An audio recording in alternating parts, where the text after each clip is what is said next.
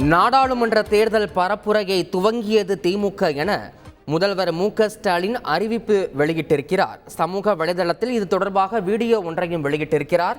மேலும் இது தொடர்பான கூடுதல் விவரங்களை எமது செய்தியாளர் ரமேஷ் வழங்கிட கேட்கலாம். ரமேஷ், வணக்கம். நாடாளுமன்ற தேர்தல் நெருங்கக்கூடிய இந்த வேளையில நாடாளுமன்ற தேர்தலுக்கான பரப்புரையை திமுக தொடங்கியிருப்பதாக முதல்வர் அறிவித்திருக்கிறார். அவர் வெளியிட்டிருக்கக்கூடிய வீடியோவில் எந்த மாதிரியான கருத்துக்களை எல்லாம் தெரிவித்திருக்கிறார்? முழு விவரம் ரமேஷ். வணக்கம். 2024 நாடாளுமன்ற தேர்தலுக்கான திமுக தேர்தல் பரப்புரை தொடங்கிவிட்டது. தெற்கில் ஒலிக்க தொடங்கியிருக்கும் இந்த குரல் வடக்கும் எதிரொலிக்கும் என்று திமுக தலைவரும் முதலமைச்சருமான திரு மு.க.ஸ்டாலின் சமூக வலைதளமான எக்ஸ் தளம் பதிவில் தெரிவித்திருக்கிறார். குறிப்பாக தமிழகத்தில் ஆளும் கட்சியாக இருக்கக்கூடிய திமுக நாடாளுமன்ற தேர்தல் பணிகள்ல கவனம் செலுத்தி வருகிறது. கடந்த 6 மாதமாகவே நாடாளுமன்ற தேர்தலுக்காக பல்வேறு விஷயங்களை திமுக மேற்கொண்டு வரும் நிலையில் நாடாளுமன்ற தேர்தலுக்கான கூட்டணி கட்சிகளோடு பேச்சுவார்த்தை ஒரு புறம் நடைபெற்று வந்தாலும் மற்றொரு புறம் நாடாளுமன்ற தேர்தலுக்கான பரப்புரை விஷயங்களையும் திமுக கவனம் செலுத்தி வருகிறது.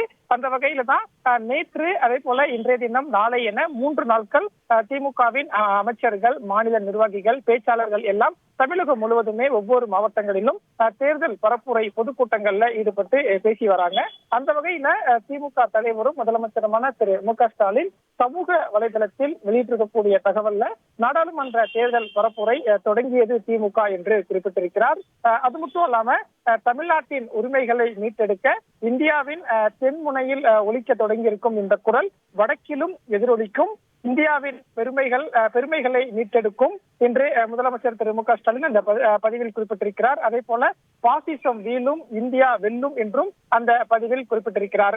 தேர்தலுக்கான தேதி இன்னும் அறிவிக்கப்படாத சூழல்ல நாடாளுமன்ற தேர்தலுக்கான பரப்புரையை திமுக தொடங்கி தேர்தல் பணிகளையும் வேகமெடுத்து வருகிறது என்பதும் முக்கியமான ஒன்றாக பார்க்கப்படுகிறது.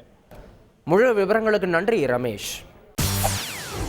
செய்திகளை உடனுக்குடன் தெரிந்து கொள்ள உடனே சப்ஸ்கிரைப் பண்ணுங்க.